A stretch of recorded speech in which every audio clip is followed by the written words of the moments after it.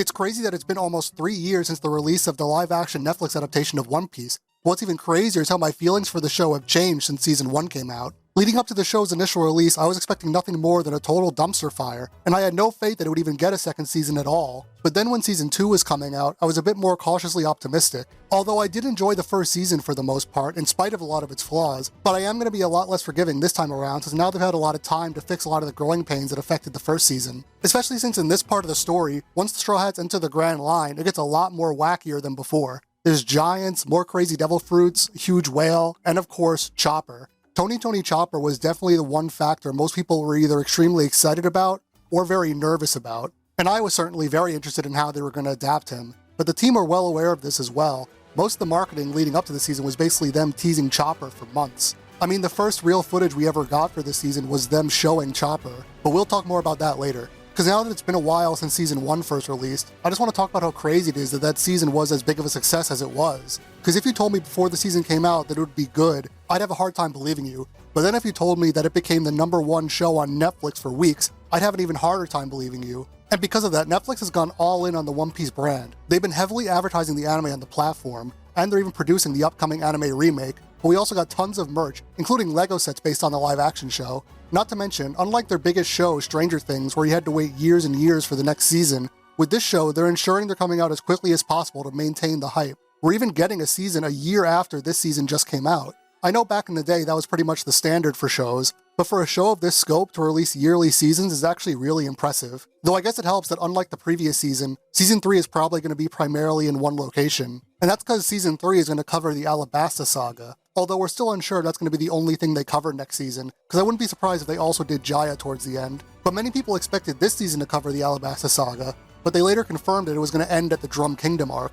Although many people were disappointed at that announcement, I was glad they were giving these arcs more time to breathe after the pacing issues of the previous season. But a lot of those pacing issues were due to them having to restructure a lot of what they already completed at the last minute, which is why it took so long for Season 1 to come out. The show was originally supposed to have 10 episodes per season, but they cut it down to 8 during COVID. So instead of Season 1 ending with them leaving Logtown, they had to restructure it so that the ending was now Arlong Park. That sort of explains why they shoved Garp to the end of Arlong Park. It would have made way more sense for him to appear in Logtown instead. But I already expressed in my review for that season how I wasn't really a fan of his whole side plot. Matt Owens did an interview with Hassan Piker where he talked a lot about these COVID and budget-related issues in the first season. He also talked about how he was really disappointed that he had to cut Hachi from the show because of this. He really wanted to include his fight with Zoro, and they were going to do even more with Sanji and Usopp's fights, but ultimately they had to be. Despite how much money Netflix pumped into this show at first, they were still hesitant to give it a second season, and it's not really surprising why. Like I said, pretty much everyone and their mom thought this show was going to do poorly, but Netflix always believed in it. They were just waiting to see the numbers for Season 1 before they fully committed. And now that it's a guaranteed success, they're fast-tracking production on all the new seasons. And just like with the last season, once we got closer to the release of Season 2, we got more cast announcements, set reveals, and of course, trailers.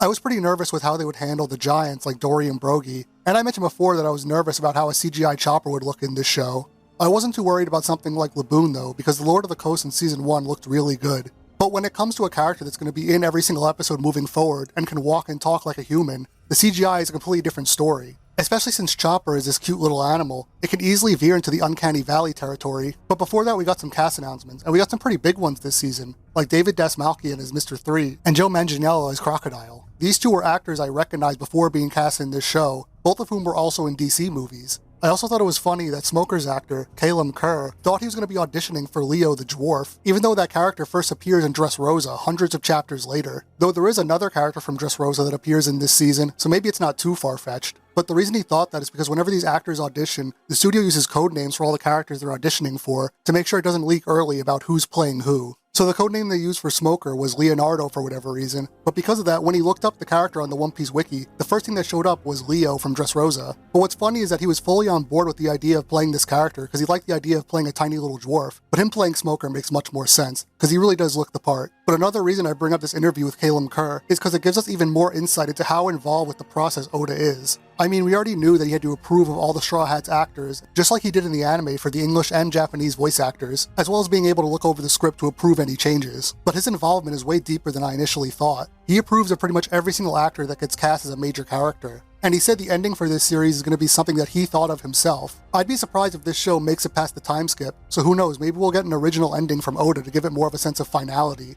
But now is not the time to be discussing when the show is going to end. We still got years to go before that happens. But to finish off our discussion about the cast, it was announced that Michaela Hoover was going to be voicing Chopper. A lot of people were convinced they were going to get her English dub voice actor, like they did with Tails in the Sonic movie. But even though they didn't get her, I still think Michaela's a great pick. It's not like it's her first time voicing a cute, talking CGI animal either. And since she's friends with James Gunn and has appeared in the new Superman movie, this is yet another actor that has appeared in a DC movie before. But she isn't the only person playing Chopper, because when he goes into his heavy point, it's going to be an actor in a suit. And once they announced that, a part of me was a bit worried they would have him be in heavy point most of the time so that they wouldn't have to spend money on CGI. I mean, I know the show's budget is pretty massive, but with how much crazy shit is going on in Season 2, adding a fully CGI character to the main roster of the crew was certainly going to make the budget even higher. But I suppose if Ted can do it, this show absolutely can. Just ignore the fact that Ted got cancelled because it was too expensive. But anyway, this show isn't an adult sitcom like Ted is, and Chopper's an extremely marketable character. I'm sure all the merch they sell on just this character alone will make up for all the money they spend on the CGI. And thankfully, when we finally got to see what Chopper looks like in this show, pretty much everyone thought he looked really good. I mean, the realistic teeth are always something that's hard to get used to, but I think they struck a good balance between having him look cute and somewhat realistic. So thankfully this isn't an ugly Sonic situation. But in all the marketing leading up to this show, they never once showed how he looked at Heavy Point in trailers or anything else. And thankfully once the show finally came out, it's clear they weren't going to use that point as a crutch to not have to use CGI all the time for him. I mean, he only goes into this form like 2 or 3 times throughout the entire show. Most of the time he's just the cute little Chopper we all know. But unfortunately, despite that, I still can't say I really like the way he looks in this form. I mean, it's not necessarily bad, but I just can't take it seriously when it's a real-ass person in a fursuit, especially when he starts talking and you hear Chopper's high-pitched voice coming out of his mouth. Not that I wanted his voice to be different in Heavy Point like they do in the 4Kids dub, but it's just really jarring to see him go from a cute, cuddly CGI creature to just a grown-ass man. So even though I was able to suspend my disbelief for a lot of things in this show, I just couldn't do it for this. I guess that's why they hid this form in all the marketing. But what's weird is that Chopper never uses his rumble balls in this season, so we don't get to see his other forms either. But they do tease it in the last episode, so I guess they're saving it for next season. But besides Chopper, I was also worried about how they would handle Dory and Broggy, since it's always going to be inherently wonky seeing live-action giants interacting with tiny humans. But the actors do a good job, and they built both tiny and large versions of the sets to make it look as good as possible. So I do commend them for going the practical route here, but in some scenes it's still hard to suspend my disbelief. But I am a little disappointed that Dory and Broggy got sidelined for a large part of the arc, especially with Broggy since they gave him a fake-out death. I know in the manga they both get incapacitated too, but here since they're not on screen for a long time, I assume it has something to do with the effects budget. Probably since it looked like Little Garden might have been the biggest set they had in the entire series so far. But still, I couldn't help but soy face at the screen when they mentioned Nika. Luffy even does a similar dance when he sings Binks Brew, and that's another moment I couldn't help but smile at. Since Brook is my favorite Straw Hat and I love that song, it was great seeing him perform it in Laboon's flashback. It's moments like these where this adaptation really shines, because now they have the opportunity to expand upon or show things in certain moments that weren't able to be seen before, and now they're able to because of our current knowledge of the series the longer it goes on for. Just like they did when they hinted at Arlong's backstory in Season 1. And they do it again in this episode where you get to see a picture of Crocus with Roger. So I'm glad they don't flat out tell you he was a member of Roger's crew. As far as we know right now, they used to be friends. The whole Laboon episode was definitely my favorite in the entire season, just barely passing Chopper's flashback episode. But despite all the characters and references that appear in this season, one thing we don't get to see is Ace. Even though at the end of Drum Kingdom in the manga we get to see him looking for Luffy, here we don't see him at all. I figured it would at least be an after credit scene like they did with Smoker in Season 1.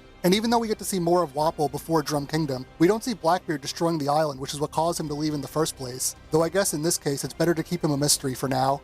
Something that really surprised me in this season was how they incorporated Bartolomeo into the first episode. When he appears in the Dressrosa arc, we later find out that he was there at Logtown when Luffy gets executed, and seeing him smile in the face of death is what makes him become his #1 fan. So now that they're adapting that scene, since we know Bartolomeo was there and it's a huge part of his character arc, not only do they incorporate him into the episode, but he even becomes a major player. But we never see him use his Devil Fruit, so I guess he gets it later on. But him being there isn't just a cool reference, it also showcases Luffy's greatest power. Like Mihawk says during Marineford, it's not his Devil Fruit or his Haki, it's the way he's able to create new allies everywhere he goes. And here we see that perfectly, where he turns a common street thug into his #1 fan just by how inspiring he is. But unfortunately, when it comes to that particular scene of Luffy getting executed by Buggy, I think it was actually done rather poorly. I think I was pretty generous with Inyaki's performance as Luffy in the first season, because I know how difficult it must have been to play a character like that, but I was hoping for his performance to improve as the seasons go on, and at least for this season I can't really say it did. And although he works fine for those scenes where Luffy's meant to be all happy and loud, but when he's meant to be more intense, the mood doesn't come off the way it's supposed to. Although I will say he did do a pretty good job in the scene where he's getting tortured by Miss Golden Week, but when he laughs right before Buggy's about to execute him, or when he tells Chopper to shut up and join them, I just think his performance makes those scenes really fall flat. And considering he's the main character of the series, and these are some of the most iconic moments from the manga, it is a pretty big problem for me. But anyway, back to Bartolomeo, because he's not the only character from Just Rosa that appears in this episode, because towards the end we get a very brief glimpse at Sabo. I didn't expect him to be there at all, and if there's one thing this show can improve on drastically from the manga, it's incorporating Sabo in a more natural way into the story. Plus, I'll be shocked if Ace doesn't mention him at least once in the next season. They've also been less afraid of killing off characters in this season than Oda was back then. Like, Igaram actually dies, and I'm pretty sure Mr. Five and Miss Valentine do as well, so I'm almost certain Pell is going to die in the next season too. Although the main character's performance was lacking in some scenes, thankfully I think the other Straw Hats almost make up for it. I say almost because Zoro is just as stoic as ever, but at least they make him a bit more jokey. The uvula? So it's a girl whale.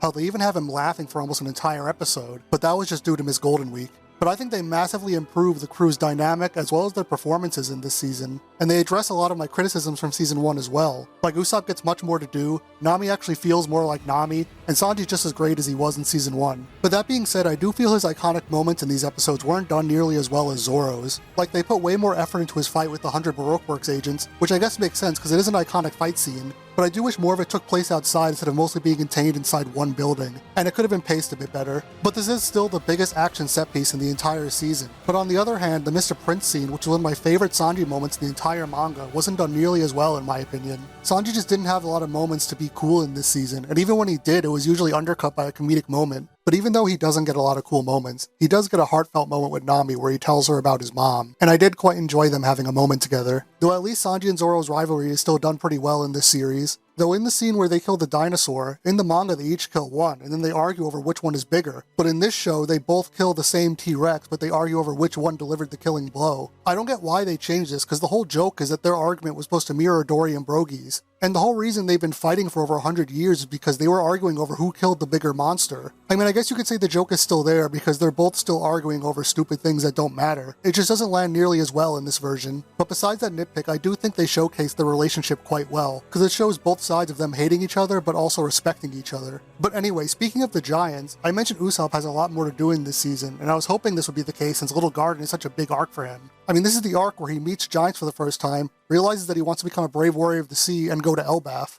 But even before then, we get to see him calling Kaya in Logtown to tell her all about his adventures. And I can't deny, I thought that was kind of cute. Though I do wish we got to see him getting his goggles like in that one filler episode, because it technically is canon. But even though he doesn't have much to do in Logtown, he still gets much more to do in this season compared to the first one. In the Little Garden arc, he's pretty much the one who saves the day. Although Luffy still is the one who beats Mr. 3, Usopp's the one who saves him and the crew. Plus later on in Drum Kingdom, he even gets to take on a leadership role, which is something we don't really see from him often in the manga. But it's not just Usopp that gets a lot of moments to shine. Vivi also gets to take part in the action much more here than she does in the manga, and I really like her dynamic with Nami. Though I wish when Nami gets sick, we got to see more of the other Straw Hats besides Sanji and Vivi actually being hyper concerned for her. But I am glad they cut that line where Sanji and Usopp say they've never gotten sick before, because I always thought that was really odd. But they also cut the scene of Luffy trying to cheer up Nami by tying up his face. But they do reference it towards the end once Chopper joins. But although there is a lot I liked about this season, just like last season, there was also a lot that I did not like. I already brought up my gripes with certain Luffy scenes, and the way they choose to portray Zoro, but at least in this season they do give him a little bit more compared to the last one. Like the scene where he gets his cursed sword from the shop in Logtown I think was done almost perfectly, but there's just so many instances where I wish he would just lighten up and not be so damn serious all the time. I will at least give them props for giving him more of an arc in this season where you actually get to see how his defeat from Mihawk affects him. Like during his fight with the Baroque Work agents, you see how that loss is motivating him to keep fighting. But I think a large part of why I enjoyed that scene is because I just like Mihawk's actor and it was cool seeing him show up in this season. Because to be honest, I don't think him having visions of Mihawk was really necessary. I mean, we already know that Mihawk defeating him is what's motivating him throughout the series. That's why he does the whole "I'll never lose again" speech. Although to be fair, he does lose quite a few times after the fact in the manga. But like I said, that's not really my issue with Zoro. It mostly just boils down to me wishing he would show more emotion. I want him to laugh more, scream at people, maybe even say an attack name every now and then. Last season, Zoro made a big deal about not saying attack names out loud, and I thought that would lead to some sort of character development where once he starts being more comfortable around Luffy and the crew, he would be less stoic and it would culminate with him saying Onigiri or something, just to show how much he's grown since meeting Luffy. Well, that of course never happens, and the more characters that get introduced in this show that have no problem saying their attack names, the more it bothers me.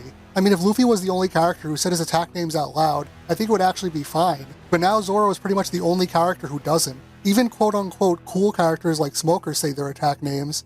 But that reminds me of another nitpick I have, like when Sanji does his party table kick course attack, which is one of my favorites of his. Not only does he say the attack name, but he does that attack on one person when usually it's just meant for crowd control, and I thought that was very strange. But my problems with this show go far beyond just minor nitpicks, and there's no greater example of that in my opinion than what they did with Wapol. I mean, his actor does a good job, and his personality is pretty close to how he is in the manga, but there are times where I feel like they're trying to make him a bit too unlikable. Though I guess that's a bit silly to say because he is literally designed to be an unlikable character, but maybe my perception of him has been warped by what he's recently been doing in the manga. But it's just in the flashback scene where he hits Vivi as a kid. Originally he does it because he's pissed at her father, but in this show he just does it because he's in her way, so they have him just smacking a little girl pretty much for no reason. Granted, I don't exactly think it's out of character for Wapol to do something like that. I just think it was better in the manga when his reasoning for doing it was much more personal. And I know a lot of people really like how they translated his design, and I appreciate them trying to make it as accurate as possible, but I could just never really get over his mouth. I know he's supposed to have this big metal mouth, but I just feel like it didn't translate well into live action. You can't really show any expressions with it, and sometimes you can also see his real mouth painted black when he opens it wide. Plus it gets even worse when he uses his devil fruit. Whenever you see that giant CGI mouth, it just looks disgusting. So now I'm worried that if Luffy ends up trying to eat crocodile like he does in the manga, it's gonna look even worse. But that also reminds me of another scene where Luffy grabs Sanji with his mouth and stretches his neck. That also looked really gross. But anyway, besides my gripes with the effects, I was just really disappointed that he didn't use his devil fruits in very interesting ways like he does in the manga. I mean, him turning people into mutant zombies was kinda neat, but we don't see him combining Kuromarimo and chess, and we don't even see him eating himself to make him stronger. Though I guess considering how I reacted to the other showcases of his powers, maybe it was for the best that we didn't get to see that. Plus, speaking of his two lackeys, they're just such nothing characters in this series, and I know people are going to say no one really cares about them in the manga either, but this show does often give minor characters much more to do, unless it's the Don Krieg pirates. And it's one of the things I like about this show. And since Wapol was the big bad of the season, I assume they'd get more screen time, but if anything, they have even less screen time here than in the manga. They even cut their introduction scene, which is one of the only memorable scenes they have. I just wish Wapol did more with his devil fruit, but maybe it was intentional because in this show he only has his devil fruit for about a week or so. I don't really like that Robin's the one who gave it to him and it's not just something he's had for years. I mean, I assumed his devil fruit was the reason he had the metal mouth in the first place, but I guess it's just something he's always had. Or maybe he's like Captain Morgan and he broke his jaw or something. I know some people will argue with me over whether or not Wapol is the overarching villain of this season, because unlike Arlong in Season 1, they don't really incorporate him that much into the main plot. But he is one of the main people funding Baroque work, so they do tie him in that way. Plus it's the whole reason they give him the devil fruit in the first place. But he doesn't really interact with anyone on the crew until the very end. But I guess I should be thankful they didn't use Wapol in the same way they used Arlong in Season 1, because I definitely wouldn't have enjoyed that. Though I guess you could say Nico Robin is the overarching villain, just he's the one orchestrating everything. And normally I would say that's Crocodile, but he's going to be the villain of the next season, and you don't really see him much here. But not only does Robin give Wapol his devil fruit, but she tries to recruit Tashigi, she has that cool fight scene in the first episode where they raid Captain Morgan's base, plus she's generally the one ordering around the other agents. Though another good thing about this season is I don't really have anything negative to say about Robin. And another thing is, I thought that whole scene with her and Tashigi was going to lead to some sort of side plot, but in this season they really toned down the amount of time we spend with other people outside of the crew. Unlike the last season where Garp, Kobe, and Helmeppo's stories took up a large part of that season. I guess because this time around there's way more people in the Straw Hat crew so they don't have enough time to focus on all these other characters. But it's good that they addressed one of my main criticisms of the first season.